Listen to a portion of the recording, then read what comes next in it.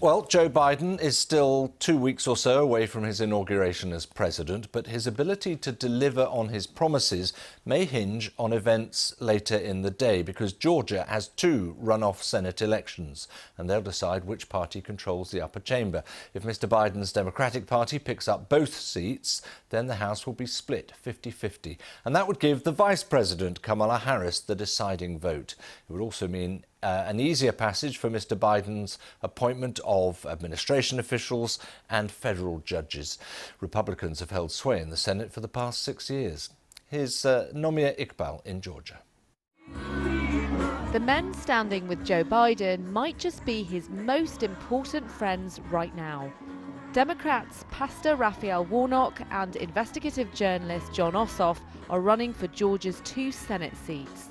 If they win, the president-elect's party will control the Senate. One state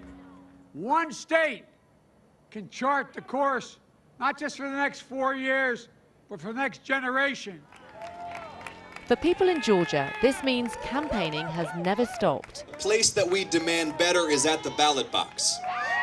The energy here in Georgia is something I've never seen before. Yes, we can do it. Yes, we can. All right now. If Jon Ossoff wins, he'll be the youngest senator, a title that once belonged to Joe Biden. He's been campaigning day and night. Joe Biden's fate lies in your hands. If you lose, is Mr. Biden's presidency weakened before it's even begun? We're going to win on Tuesday. And when we win on Tuesday, we're going to enact an agenda that serves working people in this country. Love you guys. The pressure is on Georgia's Republicans too. Kelly Lafler here, meeting voters. And we're in the battle for the country, so. Fellow candidate David Perdue has had to quarantine for a few days. Make sure that you get your friends and family out. This is about turnout. We're going to win if we turn out. The early voter turnout in Georgia has been huge, and that's because this state knows that their candidates will decide just how powerful Joe Biden's presidency will be. Her pro-business, pro-conservative values have really trickled down to our city. As mayor, what I'm telling people is go out there and vote. Vote, vote, vote. And teenagers are getting organised too, with live-streamed events like this. Polls suggest they could give Democrats an edge. Since the presidential election, more than 23,000 have turned 18 and can now vote in this Senate race. I did the math in my head, and turns out I couldn't vote for the presidential election. I was short by just a month. So I got so mad at my mom, like, you couldn't have made me born a little bit later. Even though I may not have been able to vote in the presidential election, I'm still in some ways able to vote on a presidential scale. Georgia is the final battle for President Trump. He still wrongly believes the election was rigged. There's no way we lost Georgia. There's no way. That was a rigged election.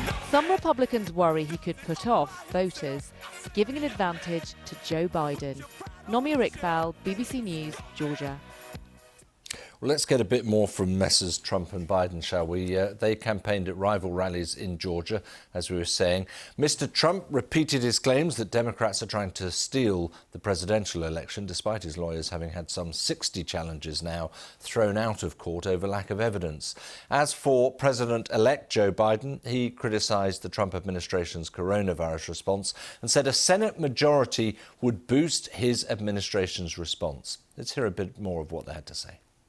It's a new year, and tomorrow can be a new day for Atlanta, for Georgia, and for America.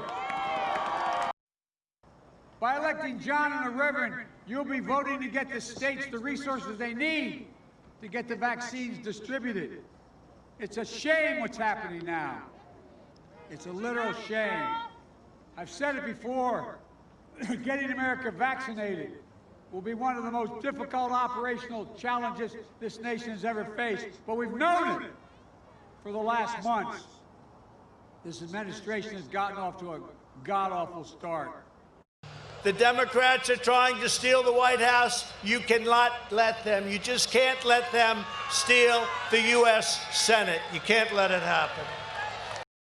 If you don't go and vote, the socialists, the Marxists, will be in charge of our country. If you don't fight to save your country with everything you have, you're not going to have a country left.